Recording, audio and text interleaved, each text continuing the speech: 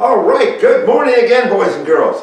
I hope you've had a good week. We're getting closer and closer, aren't we? You had Thanksgiving with family, maybe. Might have had some pumpkin pie. Boy, I'll bet the Pilgrims would have loved to have had pumpkin pie. Of course, they probably didn't know what pumpkin pie was, because pumpkins were here in this country, but not over there in their country, and so they wouldn't have probably known what pumpkin pie was. I don't think, anyway. Likewise, some other foods that they encountered here of the squash family that didn't grow over in England. They did have turkey, but when they first got here, they didn't get turkey. You may have had turkey. There were turkey here, but they had the big blunderbuss guns. They weren't very good at getting turkeys. And the Indians, which would teach them how to do that later, would use traps, string traps and stuff. Sometimes they could shoot them with an arrow, but most times you had to trap them. Even deer, they would trap with a rope trap that would catch the deer and hold it in place. But when they got here, no Thanksgiving meal. It was still hardtack and salt horse. They did get some water. Boy, after being on that boat with the bad water and all that stuff, when they first got here, they sent a small boat up to the shore to find water. And they got water and brought it back, and I'll bet that tasted so good. Imagine being thirsty like that. Good. And then they brought back firewood. Brought back firewood to the boat? Yeah, because there wasn't anything on the shore except woods, sand, scrub brushes and stuff like that. Nothing to live in. So they had to stay on the boat. So they brought back firewood so they could build fires to keep a little bit warm, because it was November 11th. You've heard that date before? That's our Veterans Day. November 11th, when they finally got the boat into Cape Cod. Now, where they stopped at Cape Cod is now Provincetown. That wasn't a good place for them. They had to send out the boat a number of times, a little rowboat with sail on it, to find a better place. And one of the sailors said he had read, he'd been here on another boat, he had read where John Smith had found a place that he named Plymouth, after the place in England.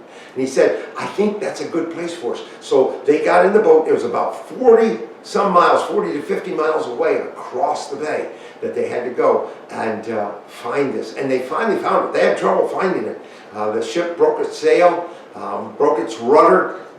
They almost never made it back, but they finally made it there. And they found this place where they could go. And they said, that's where we want to go. And so they decided to go there. Now, they were out of food too, so they had to find some food. Well, as they were searching for a place to stay, they came upon this ground that looks a little bit strange. And they thought, maybe we can dig down in this. Now, they took one of their shovels. Now, I have a shovel here, because they had shovels. This is smaller than what their shovels would be, but it'd be like this. And they took that shovel, and they began to dig down in the ground. And what they found down in the ground was a bunch of corn. And they said, oh, this must be put here by some people to store it. And they said, we shouldn't take it, but we're hungry. We have no food. And they decided they'd take some.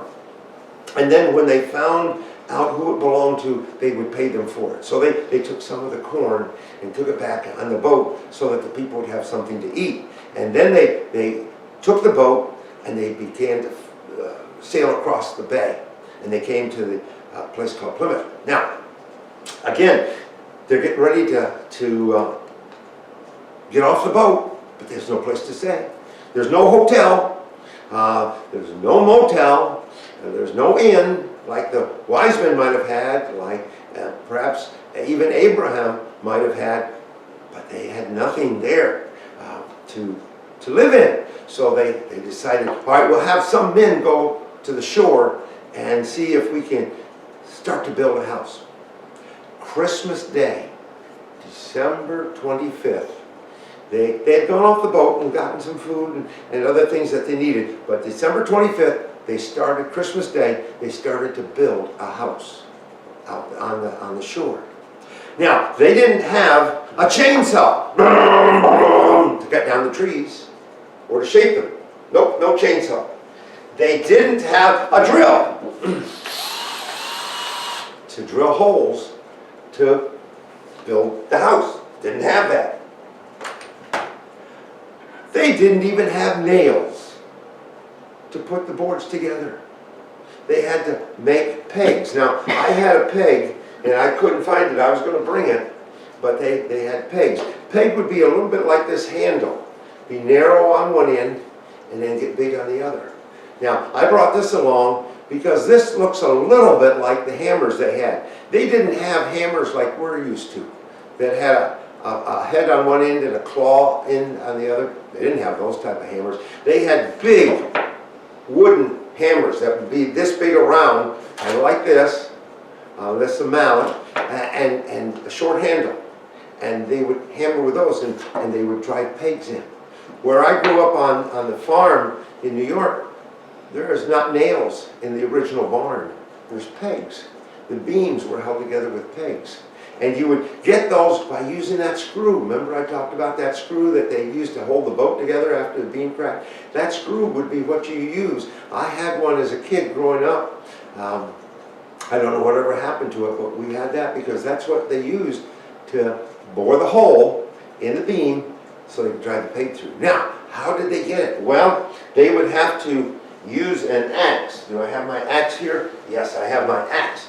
And that would be what they would use. They would have an axe that they would use to cut down the tree and sometimes to square it up a little bit. But they had another tool that they used besides the axe. And I brought this along. This is called a mattox. It used to have a big long handle like the axe in it. But the mattox looks a lot like what was called an adze. An adze was just this part here with a handle that was about this long. And they would use that to shape the logs into the squares so that they could nail them up. Now, we think of people, and I meant to bring those along, Lincoln logs. And they built log cabins. They'd never seen a log cabin. They didn't have log cabins back in England. They had houses that were made with boards and planks. So they had to shape them like that. Now they had another tool that's like this. And they could sit and do this to shape the boards so that they could make them. But they had to split the logs to do that. And they might have used a wedge and a maul to do that, or the end of the axe that has a flat head on it. And slice those boards out. Their boards would be this thick. It wouldn't be small boards, it'd be really thick boards. And they had to cut them. Now, this is wintertime. It's cold out there. There was snow on the ground. The waves, when they were working sometimes on the boat, the water would splash on you and it would freeze because it was so cold. So they would go ashore, but it was hard work. They tried to build one house for people to live in and keep their tools in, but they got sick. So many of them got sick. Now there's one other tool I got here. I'm going to tell you about this saw tomorrow in church, because this is Saturday when we're making this, but I'm going to tell you how they used that saw to make boards in church, for their houses. Now I brought this broom along because when they made the roof, they put the boards in, they drove the poles in the four corners, and then in the other parts, and they build the door frame, and then they take these planks, and they put them down, and they bore holes through them and pound them up. In fact, but that didn't give you a roof. Now they put some planks across the roof, and then they go out and gather hay. This broom is made of hay. And they gather it in long stalks, much longer than this, because these have been trimmed. But they gather this, and see how this is bundled together? They would bundle it together and they'd put it up on the roof. And it would become shelter. Now, there was one other job. Boys and girls helped to do this one. And this was this. I've made some so that you could see it. Isn't this beautiful stuff? You know what it is? It's mud. Mud. What would they do with mud? Well, you know, when they cut those beams, not all those beams were just the right size. Sometimes there'd be gaps between them. And so the kids would go down to the creek and they'd get mud and clay and they bring it up. I remember it's cold and they're reaching into the creek and getting this mud and clay with their hands, and their hands are cold, but they got to get a house built. So they bring it up in a wooden bucket and then they would dab it on the cracks so that they'd fill it in and it would be secure. It took the kids to help, not just the men. And sometimes the men were sick. There were a couple of days when there was only 4 men that weren't sick. And they had to do work as best they could. And then they got this house built, and some of the other people that were sick were coming over and staying there in that house, some of the men. And they built a fireplace. Now, you know what the fireplace was built out of? Mud, some stones, and sticks. Well, that worked, except when sparks came out. And the sparks came out and went up to the roof, and the roof was made of glass. And it caught fire and burnt the roof off. Didn't burn the whole building down, but burnt the roof. And they had to go. Oh, I'm sure they were discouraged. Oh, my goodness, they were discouraged. Yes, they were. But they had to start again. And they put that roof back up on there. It was a lot of work and stuff for them. But they did it anyway because they knew that they had to protect themselves. So they got that one built. Took them a month to build that house. They had to stay in the Mayflower. Now the Mayflower wanted to go back to England, but the captain was a nice, caring man, and he said, "I'll stay here until you are safe on shore." It meant not until spring. He stayed all winter long with the Pilgrims. The captain, this crew wanted to go back. They wanted to go home, but he said, "No, we're going to stay. We're not going to make them make it on their own," because they wouldn't have made it on their own. They would have all died. And that winter, many of them got sick because they didn't still have the right foods. Got there late. They couldn't found some maybe grapes on the vine in the woods, but they were pretty spoiled. Apples would have been rotted. The corn that they found, they went back and had to get more of that.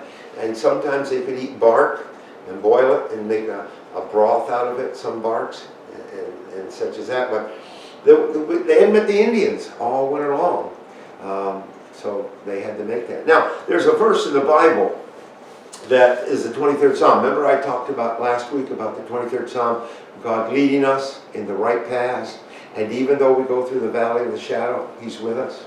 In the end of that chapter, the 23rd chapter of the 23rd Psalm, it says, "Surely goodness and mercy shall follow me all the days of my life." Didn't look too good, but you know, they believed that. They continued to have their worship services on the deck of the ship every day or on the land and to thank God for His goodness. And they sang these psalms. But that last psalm goes on to say, "I shall follow me all the days of my life, and I shall dwell in the house of the Lord my whole life long," or sometimes translated forever. They were building a house. They believed that God wanted them to build that house. And it would be many other houses before they got done. Not as many as they originally thought they'd have to build 19 houses. But by springtime, half of the pilgrims and others, not just pilgrims, but half of the whole colony had died. Because they didn't have the proper nutrition, they didn't have medicines, and they got sick, maybe with pneumonia. Some think tuberculosis, some think scurvy, different. They called it the Great Sickness. So a lot of them died. But they believed that God was going to take care of them. And they had to do their work, but they would dwell with the Lord forever in His house, which would be far better than any house they could build. But that's what they were doing. And I think of the Song of the Wise Man. They wanted to find a good place to build their houses so they'd be safe, not where the water would wash them away, where the wind could knock them down. So they built, like the wise man built his house upon the rock. You remember that song? And the rains came down, the winter was cold. But they built a house, and they could build a fire inside, and they could keep people warm. And eventually, by springtime, they were able to bring all the people off the boat, the Mayflower, so that it could even return. And they even kept a couple of the big guns, the cannon, to protect themselves from the wild, from the animals. And they didn't know about the Indians. They were scared of the Indians. Next week I'll talk about how the Indians saved them. If it hadn't been for the Indians, they wouldn't have made it. And especially one named Squanto, which you may have heard about. And those Indians. And I'll tell you a little bit about Squanto, because he could talk English. And we wonder, how in the world did he learn English?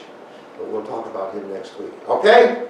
All right. Well, that's a little bit about the Pilgrims and more of what they want. Next week we'll talk about how the Indians helped them. And then we'll get to the Thanksgiving. And we'll say, boy, what did they have to be thankful for? A lot of them got sick. They didn't have a house to live in when they got there. They were out of food. They were scared. Yet they believed that God was with them. And God's with us. Again, as we've come through Thanksgiving, as we look to Christmas, it's again a word about God loving and caring about His people. So God cares about you. Don't ever forget that. And next week, we'll talk more about it. All right, let's have a prayer. Father, thank you for your goodness to us again this day.